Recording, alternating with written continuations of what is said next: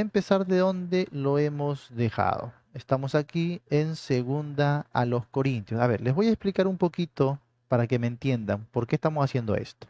El curso trata, el curso trata de reglas de estudio bíblico. Tenemos 27 reglas que vamos a repasar en este curso, ¿ya? Apenas estamos en la regla número 2. La primera regla tenía que ver con la regla de la base hermenéutica, es decir que antes de estudiar la Biblia tenemos que aprender un poquito, tener nociones básicas de lo que es la hermenéutica, ¿ok? Y bueno, también sobre todo entender su importancia y sus principios de cómo aplicarlos en nuestro estudio personal. Después, la segunda regla es la regla del panorama bíblico. ¿Y en qué consiste esta regla? Quiere decir que usted no debe iniciar ningún estudio, ninguna interpretación a un pasaje de la Biblia sin antes haber estudiado todo el panorama de la Biblia. Los 66 libros en una sola estructura como un todo. La gran historia de la Biblia, ¿sí? Tal y como Dios lo plasmó, de Génesis a Apocalipsis. Entonces, yo tengo que primero saber cuál es ese panorama general de la Biblia y cómo estos libros de la Biblia se complementan entre sí en un gran tema. Habíamos dicho que ese gran tema es el reino de Dios establecido en la tierra. Y la persona central para ese reino es Jesucristo, el Rey, ¿sí? El Rey prometido. Entonces, todo se complementa así. El Antiguo Testamento apunta hacia Cristo y su reino. El Nuevo Testamento presenta a Cristo y nos da a conocer de una manera bastante detallada, bastante específica. En el Nuevo Testamento se revelan los misterios del reino escondidos en el Antiguo Testamento. Toda la Biblia, todos los libros, entonces se unen en este gran tema, el reino de Dios, el Rey Jesucristo. Muy bien. Y bueno, después de haber entendido esto, después de entender que debo ver la Biblia como un todo, debo entender la Biblia en su gran panorama, en su gran estructura. Lo segundo era analizar los periodos del Antiguo y los periodos del Nuevo Testamento. Nos referimos a los periodos históricos. El Antiguo tenía 7 periodos históricos, el Nuevo tiene 6 periodos históricos, ¿no? Entonces, como su mismo nombre lo dice, son etapas históricas. En el Antiguo Testamento, estas etapas históricas giraban en torno a la nación de Israel. En el Nuevo Testamento giran en torno al desarrollo y crecimiento de la iglesia. Muy bien. Y bueno, entonces una vez que hemos entendido los periodos históricos, lo que tenemos que hacer es entender la armonía de los libros del Antiguo, los libros del Nuevo. ¿Qué mensaje aporta cada libro para la línea teológica general de la Biblia? Esto de aquí va a ser muy importante porque en la tercera regla vamos a tener la unidad teológica de la Biblia. Así que si yo entendí bien la primera regla del panorama de la Biblia, voy a entender mucho mejor y voy a aprovechar mucho mejor la siguiente regla que tiene que ver con la unidad teológica de la Biblia. Va a ser muy bueno. De aquí en adelante las reglas que vienen van a ser maravillosas. Usted va a aprender muchísimo, sobre todo cómo aplicarlo a su estudio personal. Muy bien. Bueno, después de esto entonces estamos analizando libro por libro. Desde Génesis ya analizamos hasta Malaquías. Ahora también empezamos con el Nuevo Testamento desde Mateo y hemos desembocado en segunda a los Corintios. Ahí nos hemos quedado y ahí vamos a continuar y Dios mediante a ver si llegamos a Apocalipsis, ¿ya? Entonces vamos allá. Tomen nota. Segunda de Corintios ya no analizamos, así que pasamos a Gálatas. El libro o la epístola del apóstol Pablo a los Gálatas. Dentro de esta sección estamos aprendiendo sobre el grupo de las epístolas paulinas, que son 13 cartas del apóstol Pablo.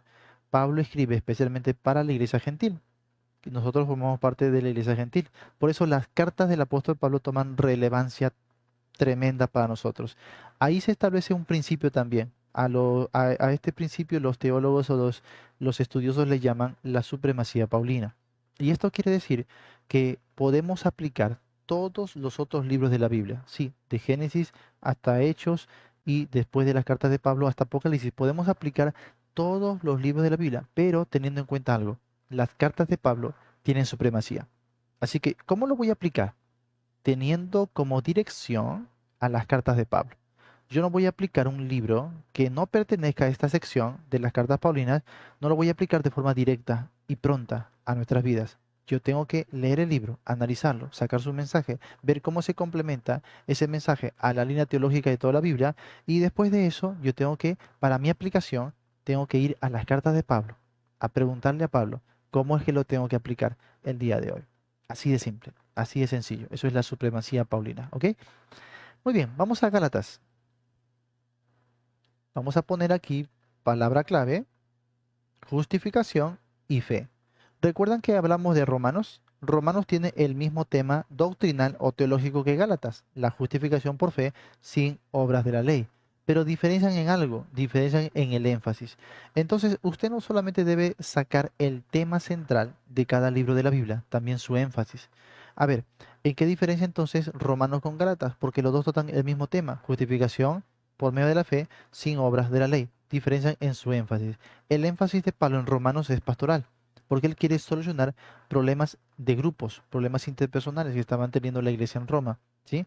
Entonces, el evangelio bien explicado, porque recuerda que eran personas que habían venido de Pentecostés sin un claro entendimiento de lo que era el evangelio, porque ellos solamente habían recibido a Jesús como el Mesías, tenían algunas nociones básicas, pero Pablo dice todavía no les ha anunciado correctamente el evangelio. Así que Pablo escribe esta carta para que ellos entiendan bien la naturaleza del evangelio y dejen de pelear, dejen las fricciones. Así que el motivo de Pablo es más pastoral, mientras que Gálatas tiene un enfoque más apologético, porque en Gálatas lo que Pablo quiere hacer es repeler las falsas doctrinas de los judaizantes. Estos elementos querían forzar a los gentiles a circuncidarse y a guardar la ley de Moisés. Y Pablo dice, no, no, porque ellos ya han sido libres, porque ellos ya han sido libres. Ahora, no es que Pablo estaba con miedo de que los Gálatas pudieran perder su salvación, porque eso no entra en su teología, pero sí estaba con un temor de que la doctrina de la justificación por fe sea diluida, porque si los Gálatas aceptaban estas cosas de los judaizantes, iban a predicar un evangelio distinto, lo que Pablo diría en el primer capítulo, un evangelio tergiversado, corrompido, un evangelio, hermanos, que no es el verdadero evangelio. Y entonces corrían peligro las otras generaciones que escucharían un evangelio distinto. Y Pablo dice, no es que haya un evangelio distinto, sino que algunos lo quieren pervertir. Entonces Pablo va a marcar una sólida defensa contra estos elementos judaizantes que querían obligar a los creyentes a circuncidarse y a guardar la ley de Moisés. Muy bien. Así que Gálatas trata con el error de mezclar la ley judaizante y la fe.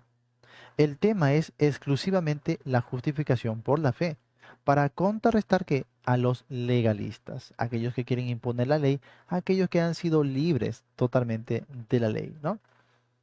Así que vamos a ver cómo vemos a Cristo aquí. Lo vemos como el libertador. Si somos libres es porque hay un libertador. Ese libertador es Cristo Jesús. Por eso en el capítulo 5, verso 1 les dice, estad pues firmes en la libertad con que Cristo nos hizo libres. Y no estéis sujetos otra vez al yugo de esclavitud. Se refería a la ley y todos los aspectos de la ley. Aquí algunos van a decir, no, ahí se refería solo a la circuncisión, que querían obligarlos a circuncidar. No, es un error. En Hechos y en otras partes siempre se va a poner estas dos cosas juntas. Obligar a circuncidarse para guardar la ley de Moisés. ¿Para qué querían circuncidarlos? Para que se pongan a guardar la ley. Por eso Pablo les dice, si ustedes se circuncidan y no guardan la ley, su circuncisión viene a ser que nula, vana, no sirve para nada. Así que el fondo de estos judaizantes no era solo circuncidar, el fondo era que guarden toda la ley. Así que ese es un elemento defensivo también contra las sectas modernas del día de hoy que son legalistas, que dicen, no, ahí Pablo está hablando solamente de la circuncisión, no está hablando de la ley. Mentira, mentira. Ellos querían circuncidar para obligar a guardar toda la ley. Ahora, lo interesante va a ser al final del capítulo, el capítulo 6, Pablo le va a decir, oye, ni siquiera ellos que les obligan a circuncidarse, ni siquiera ellos guardan la ley. Solamente quieren circuncidarle a ustedes para gloriarse en su carne. ¿Eh? O sea, Pablo asegura que ni siquiera aún los que se circuncidaban guardaban la ley. Ahora, ¿qué nos hace pensar a nosotros que ni siquiera somos circuncidados, que nosotros sí vamos a guardar la ley? No, no guardamos la ley, no la podemos guardar. Estamos totalmente libres de la ley. Estamos en Cristo Jesús. Cristo es el libertador. La literatura es doctrinal evangélica. ¿Y cuál es el propósito? El propósito de Gálatas es evitar el legalismo. Evitar el legalismo. Esta epístola es una apología extraordinaria de un hombre comprometido con la obra de Cristo, alguien sensible, celoso de Dios, a quien le importaba la situación espiritual de los demás, ¿no? La situación espiritual de los demás. ¿Qué tenemos aquí? un siervo de Dios celoso. El celo de Dios, no de los celos carnales, sino el celo de Dios por su doctrina. Y eso es lo que consume a todo siervo de Dios. El celo por la doctrina, el celo por las almas, por las ovejas del Señor. Por eso los siervos de Dios siempre están presentando defensa de la fe. Es válido contender por la fe. Es válido, hermanos, pelear por la fe. Se llama la buena batalla de la fe. No entiendo cómo algunos no están de acuerdo con la apología, no están de acuerdo con el debate, no están de acuerdo con la confrontación bíblica, cuando es enteramente bíblico. ¿Cómo vamos a defender la fe de los mentirosos, de los que hoy día de hoy propagan falsas doctrinas, herejías, de los que hoy quieren esclavizar a los creyentes? Pablo alzó su voz de protesta. Pablo lidió con estos malos elementos y los confrontó, les dijo la verdad de Cristo, ¿sí? Y muchas veces fue directo contra ellos, hasta mencionando nombres propios. Entonces, ¿cómo hay creyentes cristianos hoy que están en contra? No, la Biblia no es para contender, dicen ellos. La Biblia no es para discutir.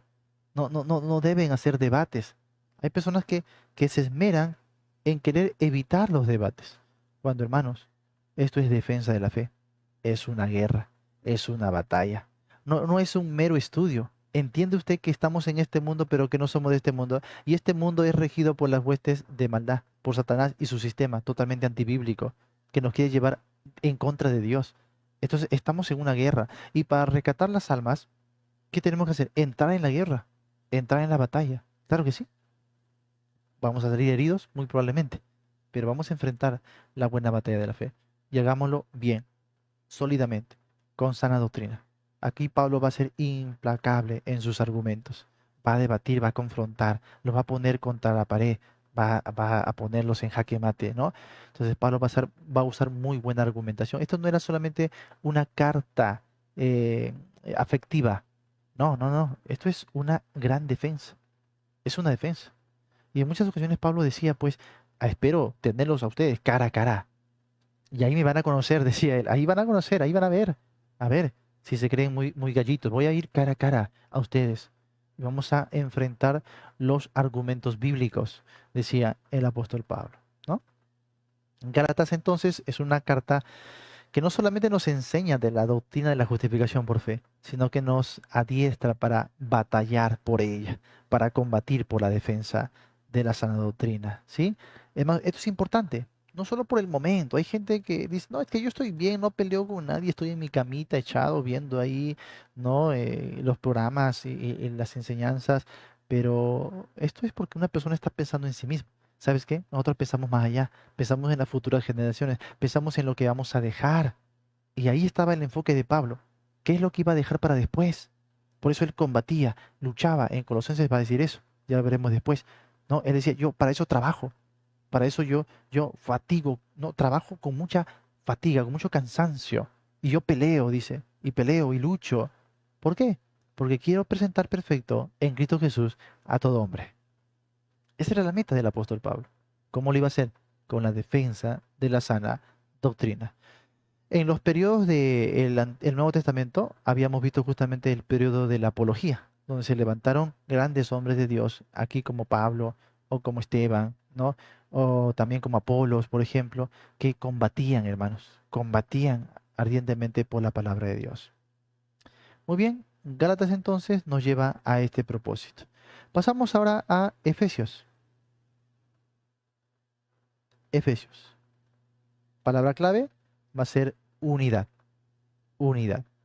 Efesios anima a los creyentes con respecto a su posición en Cristo. Ahora, si tú has estudiado, sabrás que Efesios ingresa al grupo de las epístolas carcelarias o epístolas de prisión. Son cuatro. ¿Cuáles son? Efesios, Colosenses, Filemón y Filipenses. Son las cuatro cartas o epístolas de prisión o carcelarias. ¿Por qué? Porque fueron escritas casi al mismo tiempo desde la misma prisión, en este caso la prisión de Pablo, la primera prisión de Pablo. Y el énfasis en estas cuatro cartas son muy similares.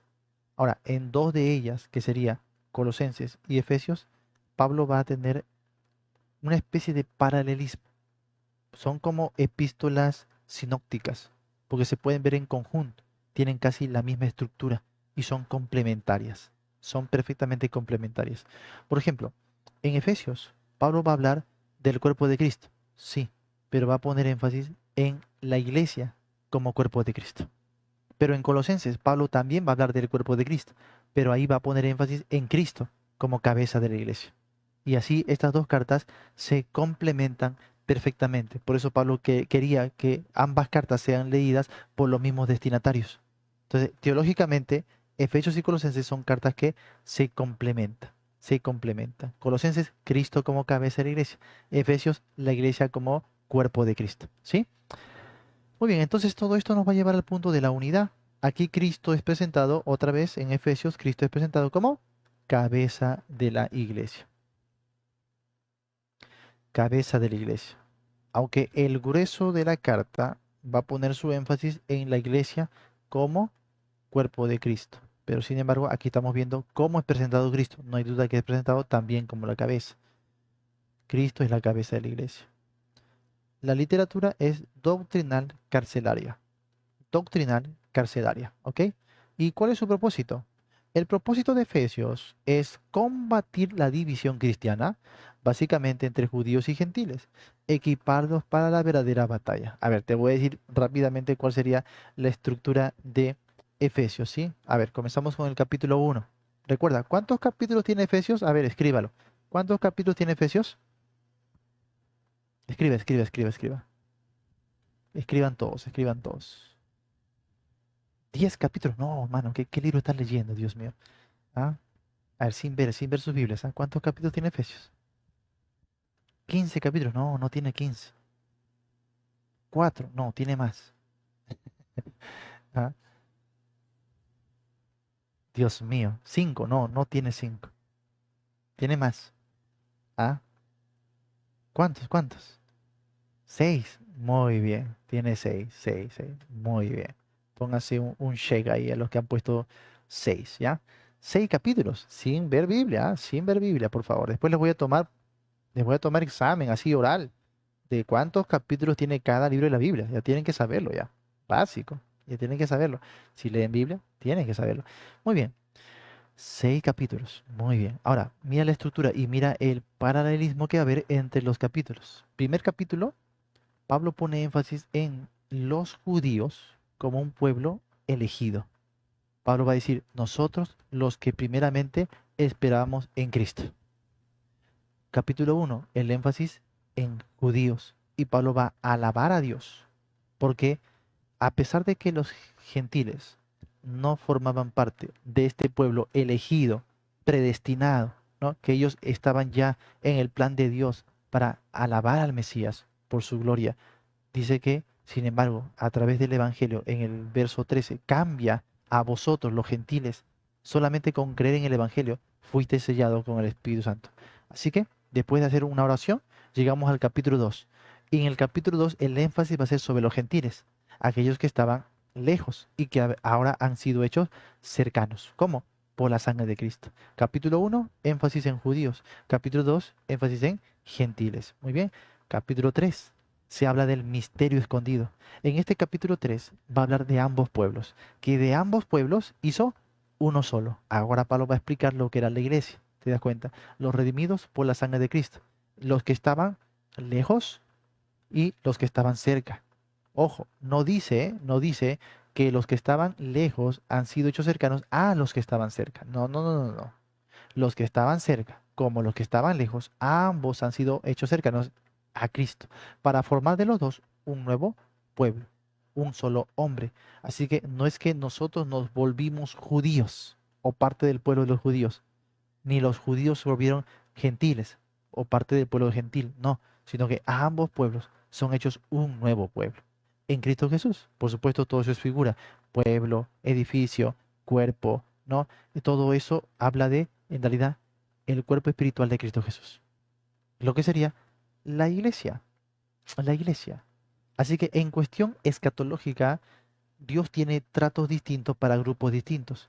Pero en cuestión soteriológica, hablando de salvación, Dios no hace diferencia. Todos somos hijos de Dios por la fe. Entonces ya no es que Tú eres el pueblo judío, tú eres el pueblo gentil. Somos hechos uno por medio de la fe en Jesucristo. Mira esta estructura. Capítulo 1, énfasis en judíos. Capítulo 2, énfasis en gentiles. Capítulo 3, ambos hechos un solo pueblo. Y eso es el misterio que se ha revelado. Que los gentiles, dice, son coherederos y copartícipes de la promesa. ¿Cómo? Por medio del Evangelio. No dice por medio de elección, predestinación, sino por medio del Evangelio. Estos tres capítulos son altamente teológicos. Luego Pablo hace otra oración. Quizás Efesios sea la única epístola que tiene dos oraciones. Es la epístola más devocional y más trinitaria, porque en esas oraciones también Pablo exalta a las tres personas de la Trinidad. ¿Sabía eso usted? Ahora, después de estos capítulos altamente teológicos y devocionales, Pablo pasa al capítulo 4 donde se inicia ya la forma práctica de la carta. ¿Y cuál es el primer trato o tema que Pablo va a tratar aquí en el capítulo 4? Es la unidad. Y se va a extender eso hasta el capítulo 5. Interesante esto. ¿Por qué habla de la unidad? Porque lo que nos explicó del capítulo 1 al capítulo 3 era básicamente por qué somos uno en Cristo Jesús. Eso en cuestión posicional. En cuestión posicional somos ya uno en Cristo, no tenemos que hacer nada. Pero en cuestión experimental tenemos que esforzarnos para la unidad. Por eso Pablo inicia diciendo, solícitos pues en guardar la unidad del Espíritu en el vínculo de la paz. Yo pues preso del Señor os ruego, yo les ruego que andéis como es digno de la vocación con que fuiste llamado. ¿Sí? Solícitos en guardar la unidad del Espíritu en el vínculo de la paz. Así que en el aspecto teológico somos uno ya en Cristo. Pero esa reflexión teológica tiene que llevarnos a la práctica. En el aspecto experimental tenemos que guardar la unidad. Tenemos que perseverar en la unidad. Entonces, date cuenta que el capítulo 1 tiene un propósito, llevarnos al capítulo 4. Tengan cuidado, hermanos, con sacar versos de ahí, sacarlos de su contexto y a dar otra cosa distinta a lo que quería el autor. ¿Sí? Entonces, el autor quería la unidad de judíos y gentiles, entendido que forman parte del mismo cuerpo. Por eso llega al verso 16, dice, de quien todo el cuerpo, ¿no? Bien concentrado y unido pues, sí, por todas las coyunturas que se ayudan mutuamente, recibe su crecimiento para ir edificándose en amor, siguiendo la verdad. En este caso es Cristo Jesús, la cabeza. Ahí está. Todo el cuerpo siendo uno. Los miembros, dice, tienen su actividad propia. Porque los miembros son muchos, pero el cuerpo es uno solo. Y los miembros, según su actividad, la actividad propia de cada miembro, dice, recibe su crecimiento y así el cuerpo se edifica en amor. Muy bien. Así que el capítulo 4 Pablo introduce la unidad experimental y va a hablar del andar de creyente en 5 tipos de andar. El andar en unidad, el andar en renovación de mente y de vida, en andar, por ejemplo, en también en luz, luego en andar en sabiduría, por ejemplo, también va a hablar de eso, ¿no? Entonces, Pablo va a hablar de el andar del creyente, ya el andar práctico que tiene que ver con la unidad experimental de los 3 primeros capítulos que fueron teológicos. ¿Y cómo concluye el capítulo 6? ¿Cómo concluye el capítulo 6? Lucha contra huestes espirituales de maldad. Ahora, cuando tú estudias el fondo de Éfeso en el libro de Hechos, te das cuenta que Éfeso era una ciudad altamente satánica. Altamente satánica. No solamente había el templo ahí de Diana de los Efesios, una divinidad pagana, altamente pagana, sensual, femenina, que no solamente adoraba a Éfeso, sino toda Asia. Éfeso era la cuna de la idolatría, del paganismo de toda Asia.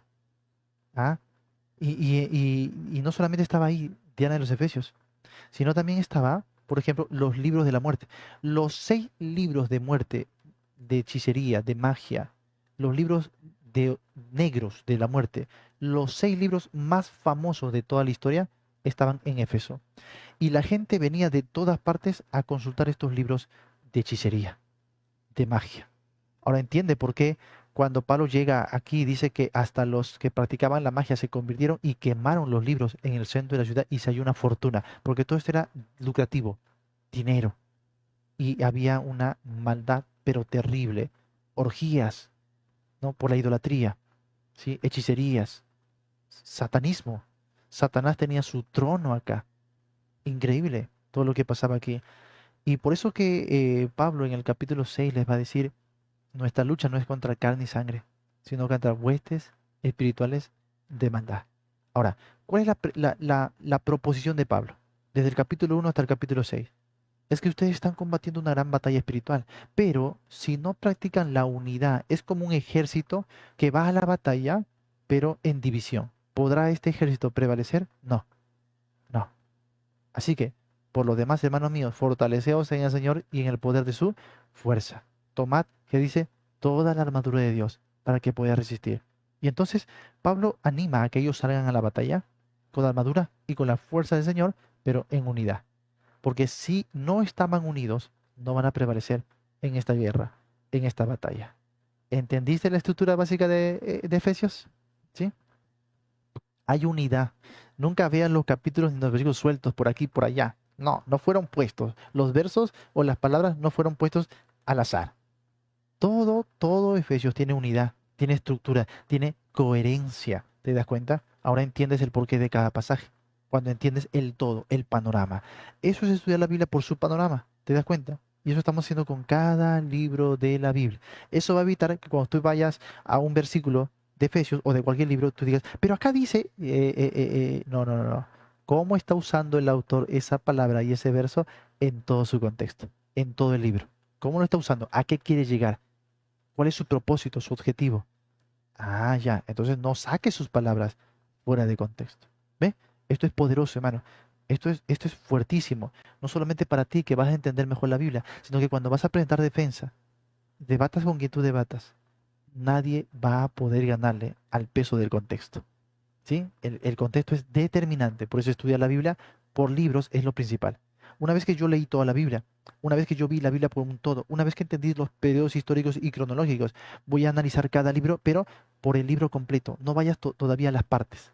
No vayas a los pasajes pequeños. Ve al libro completo. Examina su estructura y que enseña en su panorama completo. ¿Ok? Muy bien. Así que esto es Efesios. Recuerden que solamente estamos escarbando apenas un poquito. ¿Cuál es el propósito? Combatir la división cristiana, básicamente entre judíos y gentiles, y equiparlos así para la batalla espiritual, ¿no? Para la verdadera batalla. Muy bien. Algunos hoy día necesitan entender esto, que nuestra lucha pues no es contra nuestros hermanos, pues en la fe no es contra carne y sangre, hermanos.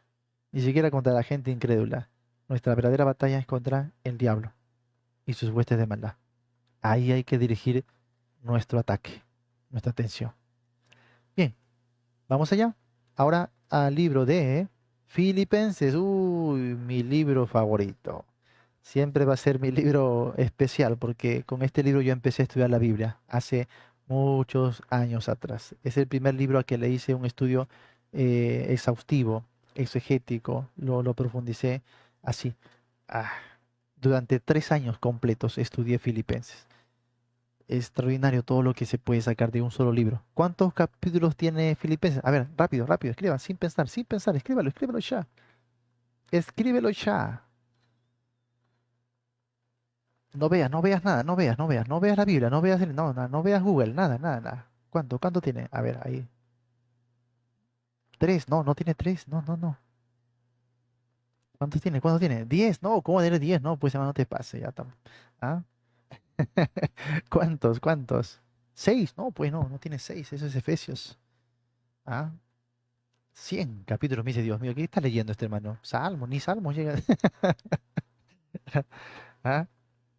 4, muy bien, 4, pues hermanos, 4 capítulos tiene Filipenses, ¿no? O sea, ya que no estudies o que no hayas leído todo Filipenses, ya es pecado de muerte, hermano, ya. Ya es pecado de muerte que no hayas leído Filipenses. Tú puedes leerlo en una sola noche, ¿no? Ahí antes de dormirte, lees los 4 capítulos una segunda vez y te vas a dormir tranquilo. Me encanta esta epístola. Esta epístola la he predicado, sin exagerar, cientos de veces a lo largo de muchos años. Muy profunda, muy buena, muy devocional, muy teológica y muy práctica a la vez. Tiene de todo. Filipenses tiene de todo. Tiene apología, tiene teología, hermanos, tiene devocional, oración, tiene historia, tiene testimonio. No, tiene todo. Tiene misiones, ¿ah? Tiene exhortación, tiene todo, es verdad, solo 4 capítulos y tiene todo. Increíble. Ya, vamos a ir viendo poquito a poquito. Filipenses, palabra clave va a ser gozo. la palabra clave de Filipenses va a ser gozo, aunque no es el tema clave. El tema clave no es gozo, ¿sí? Más bien va a ser, más que nada, la atención de Filipenses va a descansar en Cristo. Para mí el vivir es Cristo. Así que es Cristo como fuente de gozo y victoria espiritual del creyente. Ese va a ser el tema. Es una epístola altamente cristocéntrica.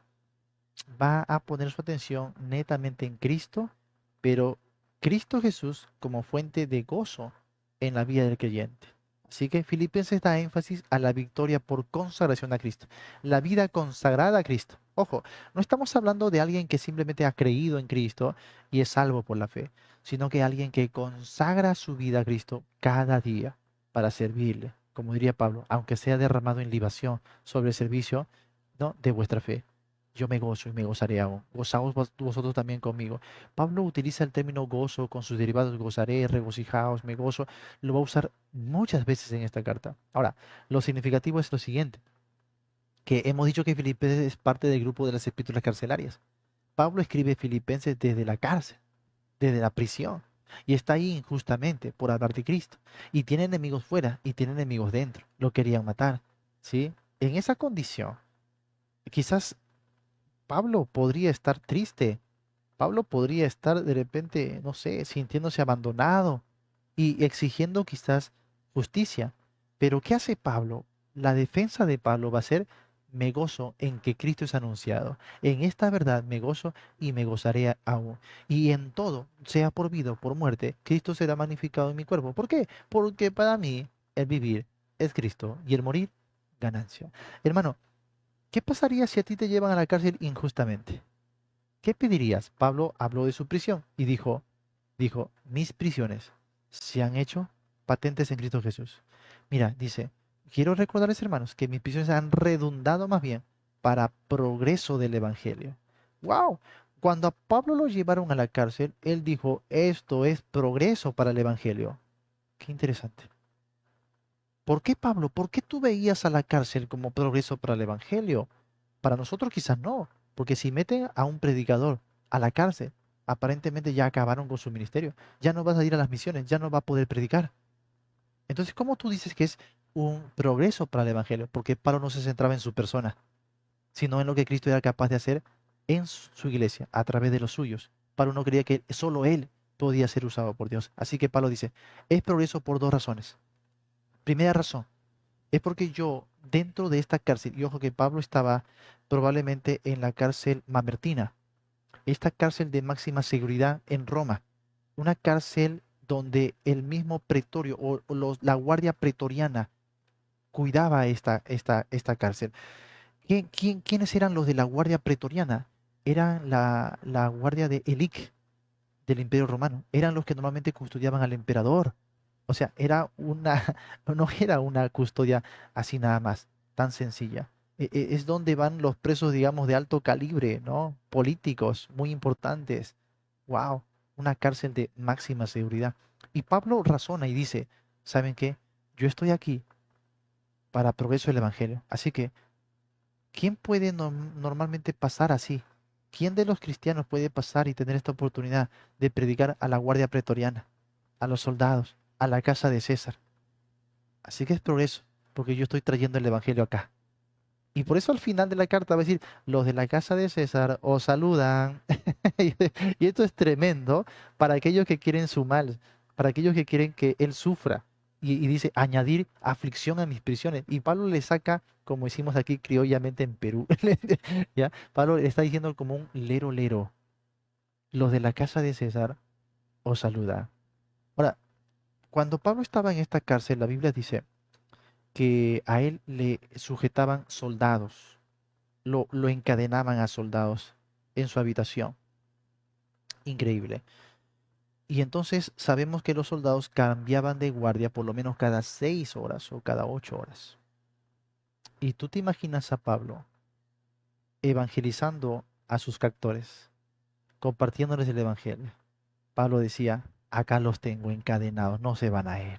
Y no paraba de hablarles de Cristo una y otra vez. Cuando llegaba el cambio de guardia, este soldado salía, ya de tanto que había escuchado, salía de repente apurado de la cárcel o de la celda y Pablo decía, que pase el siguiente, por favor.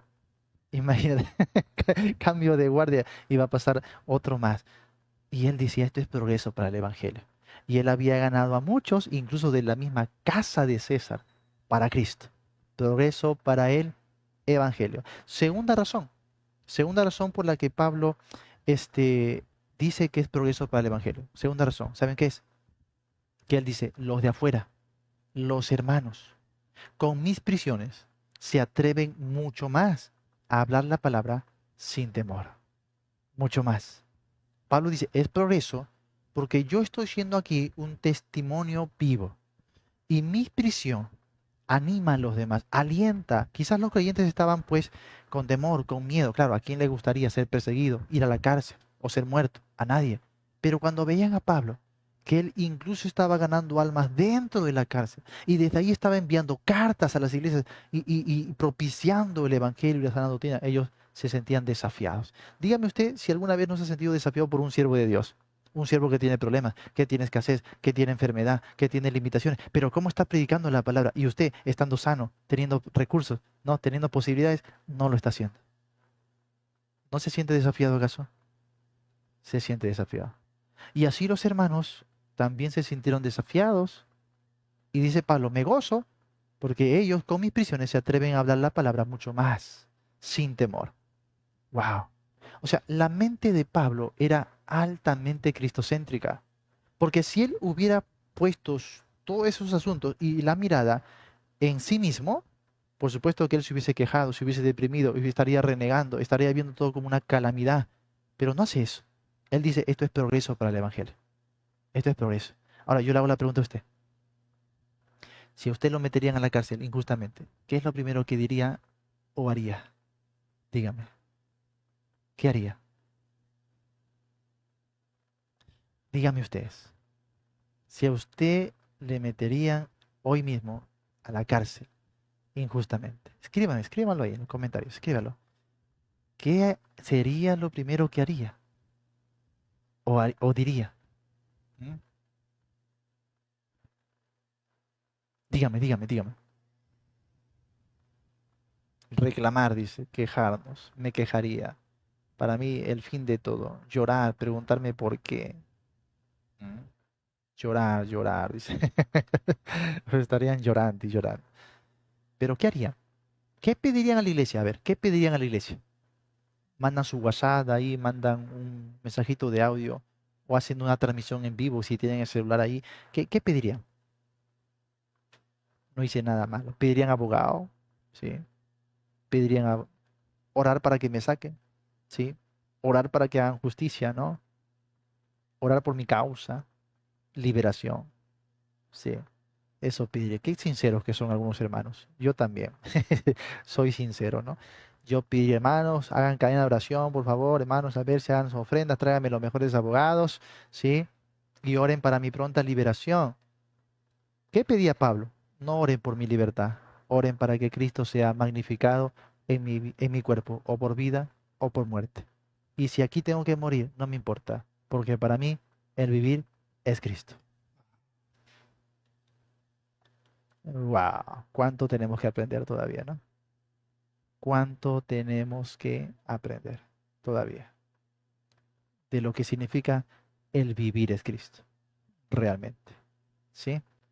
Así que vamos a seguir aprendiendo.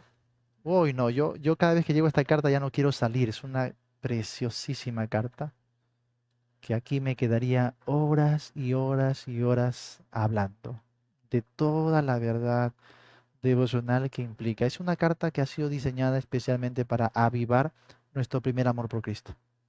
Cristo debe ser primero en todo, hermano. Nuestra mente, nuestro corazón, en nuestra vida, en todo. Si Cristo no es el primero, no habrá gozo, no habrá victoria, no habrá sentir, no habrá pasión por el Evangelio, no habrá nada.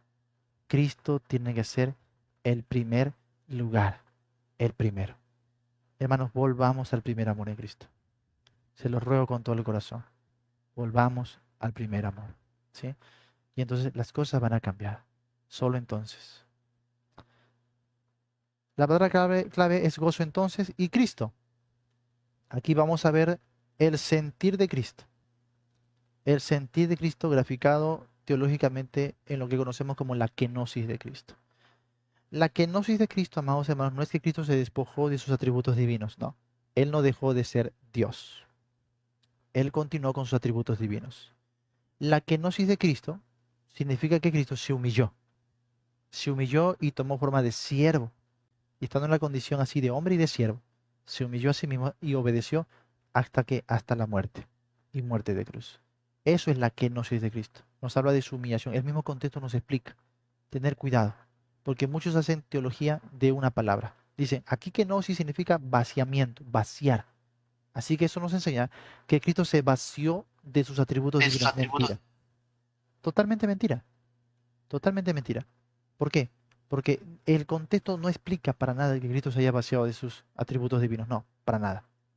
Más bien, el contexto sí explica que Cristo se despojó de sí mismo. ¿De qué? De su gloria.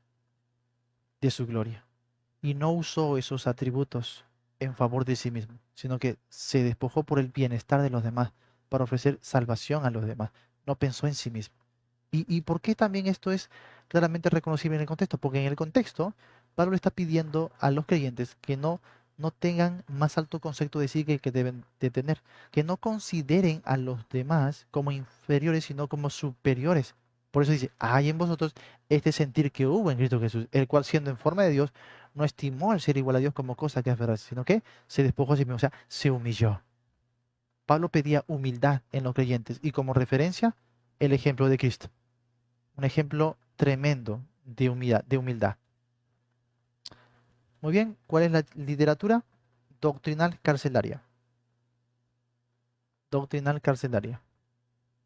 ¿Y cuál es el propósito de Filipenses? Filipenses fue diseñada para amar más y más a Cristo Jesús. Esta es la clave de todo. Pongan el gozo y la victoria cristiana. Filipenses fue diseñada para amar más y más a Cristo Jesús. Esta es la clave de todo el gozo y la victoria cristiana. Así que usted no va a caminar en gozo ni en victoria si Cristo no es el primer lugar en su mente y corazón cada día. Si Cristo no es su primer amor, no habrá gozo, no habrá victoria. Así que no es tanto un pastor, no es que usted busque consejería con el pastor, no es que usted busque ser escuchado, no. Usted vaya a los pies de Cristo y ponga a Cristo por primero en toda su vida y usted va a ver la diferencia. No lo hacemos en realidad por condiciones. No es que ven a Cristo y te va a resolver todos tus problemas. No es esa la idea. Usted venga a Cristo porque Cristo es el Señor, porque Él merece. Él merece toda nuestra adoración. Él es nuestro creador, nuestro formador, nuestro sucedor, nuestro salvador. Él merece nuestra vida en alabanza y pleitesía cada día. Por eso debemos hacerlo. Pero el Señor nos dice en su palabra que al hacer esto, no hay duda que estaremos rebosantes del gozo, del amor de Cristo, de su paz. Viviremos en gozo y en victoria espiritual cada día. Cada día. Muy bien. Bueno, esto fue Filipenses y aunque me duela, tengo que dejarlo porque el curso tiene que avanzar. Pasamos ahora a Colosenses. Colosenses. Colosenses.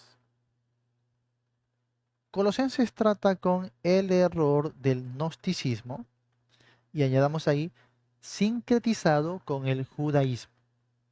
¿Por qué les digo esto? Porque en la época que Pablo escribe a los colosenses, Pablo nunca había ido a Colosas. La ciudad se llamaba Colosas.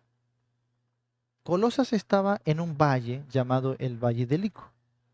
En este valle habían tres ciudades importantes que estaban cerca, eran ciudades vecinas: Colosas, Hierápolis y Laodicea. Por eso que al final de Colosenses Pablo va a pedir que se lea también la carta escrita a los laodicenses. ¿Ok? Entonces, tres ciudades en un mismo valle, el Valle del Lico. Ahora, en este Valle del Lico se habían instalado varias colonias judías, grandes colonias judías. Pero esta era una región pagana, griega. Y había florecido el gnosticismo griego. Así que, ¿qué estaba pasando? Se estaba mezclando el gnosticismo griego con el legalismo judaico o el judaísmo legalista, ¿no? Wow. Así que estaba naciendo una nueva especie de religión o de enseñanza que se conocía como la herejía de Colosas. La herejía de Colosas. Quien fundó la iglesia en Colosas probablemente sea Epafras. Si no la fundó él, al menos es un pastor allí. Es un hombre importante porque este hombre fue enviado hasta Pablo para informar a Pablo de la situación acerca de la herejía en Colosas y que Pablo pues le aconseje sobre qué es lo que debería hacer para enfrentar este tipo de herejía. Era un sincretismo, ¿ok? Y bueno, entonces Pablo escribe esta carta, le da consejos a Epafras y vuelven ellos con la carta. Entonces, Pablo nunca había conocido Colosas ni a los colosenses, por eso que ahí vemos que dice, no, yo oro por ustedes y trabajo y por todos los que nunca he visto sus rostros. O sea, no los conocía en forma personal. Esto es importante, ¿no? Para saber por qué probablemente esta iglesia había estado aceptando poco a poco este tipo de herejías. Muy bien, y también va a ser importante para entender el desarrollo de la misma carta. A ver, ¿cuántos capítulos tiene Colosenses? Póngalo allí. ¿Cuántos capítulos tiene Colosenses? 6, no. 20, tampoco, hermano, ya demasiado ya. 5, no, no tiene 5. ¿Cuántos capítulos tiene Colosenses? Sin ver, ¿ah? Sin ver nada. ¿Ah? 4, muy bien, 4. 4 capítulos. Bien, no se olviden, no se olviden, ¿ya? Y respondan sin ver. Sí, 4 capítulos tiene Colosenses. Bien. Y bueno, Pablo va a ser como una vindicación corta a su ministerio, pero va a ser una defensa muy grande a la humanidad de Cristo. ¿Por qué? Porque el gnosticismo prácticamente peleaba contra la unión hipostática, o negaba la divinidad o negaba la humanidad. Y Pablo va a decir que en su humanidad, en la humanidad de Cristo, no le faltaba nada de la divinidad. O sea, tenía la humanidad perfecta. Y que toda toda la deidad, ¿sí? Abarcaba su humanidad. Entonces, no es que él era hombre dejando de ser Dios, ni tampoco que era Dios dejando de ser hombre. No, era perfectamente Dios, perfectamente hombre. Y esto es lo que Pablo va a defender aquí y nuevamente va a resaltar a Cristo como cabeza de la iglesia y como cabeza de toda la creación, de toda la creación. O sea, Pablo va a poner énfasis aquí en la primacía o supremacía de Cristo Jesús, el tema básico de Colosenses.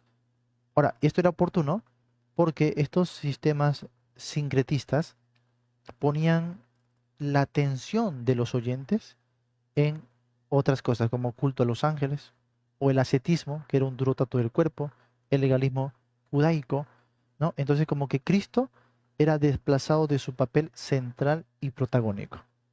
Y Pablo dice, no, no, no, poned la mira arriba, donde está Cristo Jesús, no abajo, en la tierra, allá. Tener cuidado con estas tradiciones y huecas sutilezas de los hombres. Que vuestra mirada esté en Cristo. Ustedes ya están completos en Él. No les hace falta nada si ustedes están en Cristo. Ya tienen la plenitud en Cristo Jesús. Así que Pablo va a escribir una cristología muy fina, una cristología apologética. ¿Sí? Bueno, entonces ahora comprendemos esto, ¿no? Colosenses trata con el error del gnosticismo sumado al judaísmo y otras falsas enseñanzas que negaban a Jesús como verdadero Dios y verdadero hombre. Palabra clave, Cristo. Palabra clave, Cristo. Aquí Cristo es visto como la cabeza de todo principado, de toda creación, de todo el universo, ¿sí? De toda la iglesia y de toda la creación. Todo.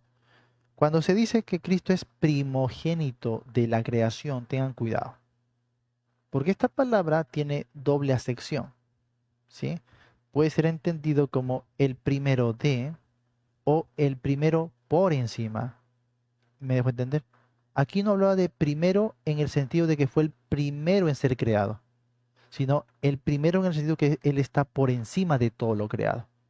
Aquí lo que se debe entender es, Cristo es el supremo de la creación, porque Él es antes que todas las cosas y todas las cosas en Él subsisten.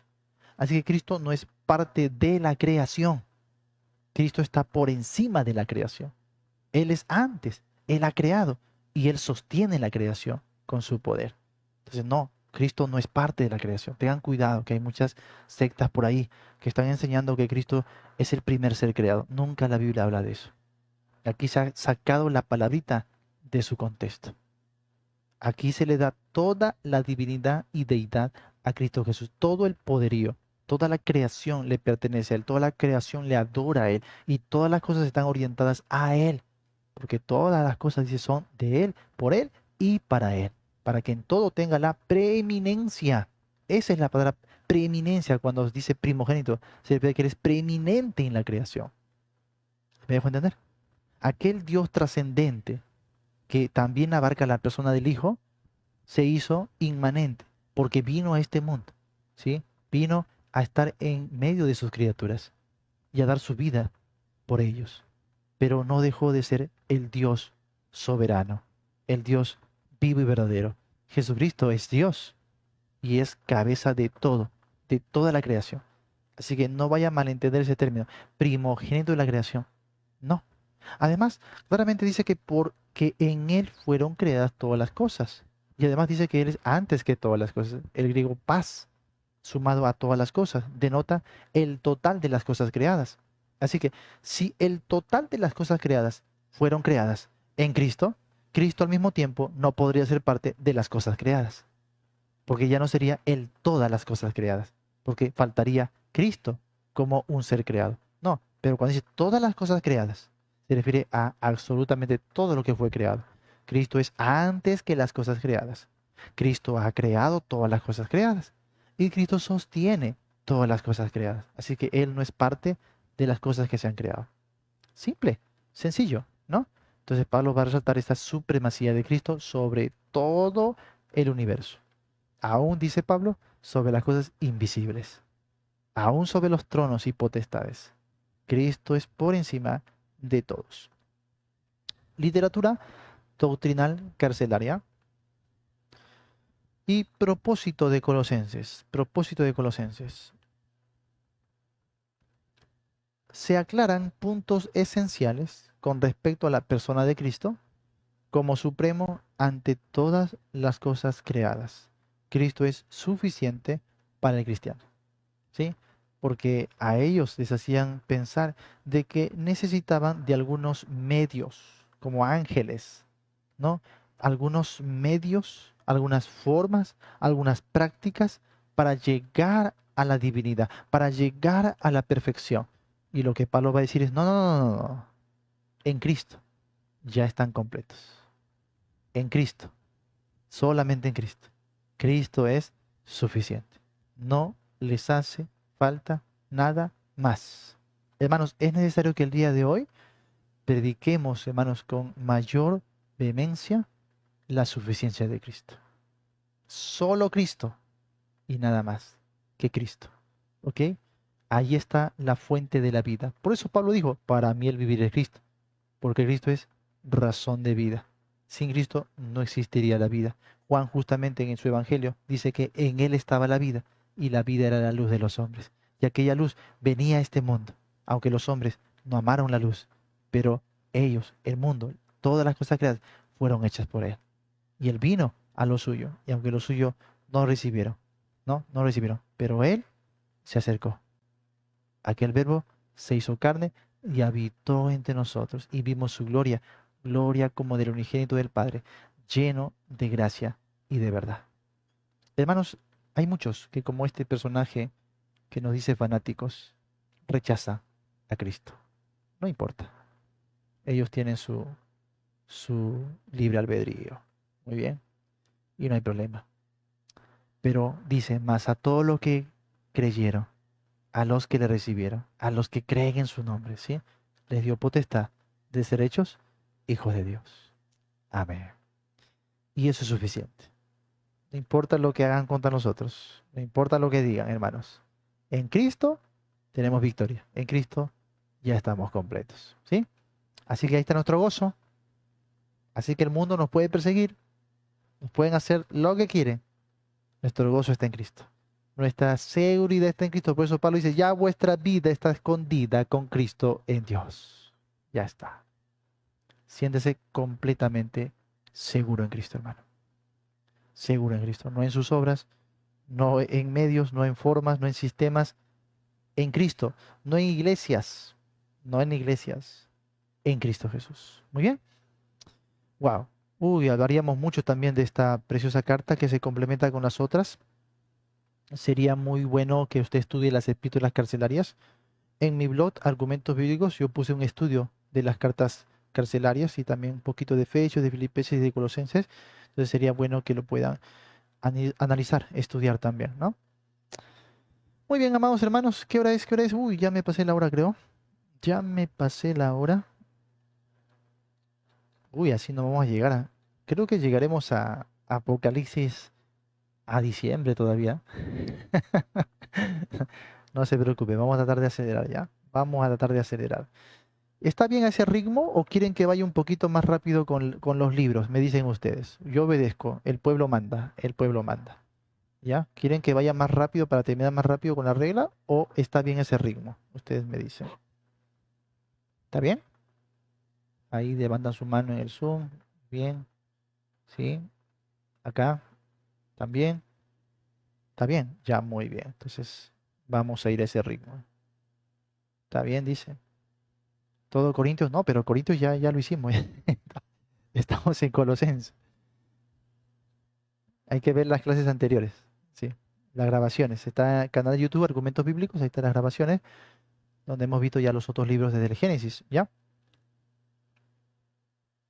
Muy bien.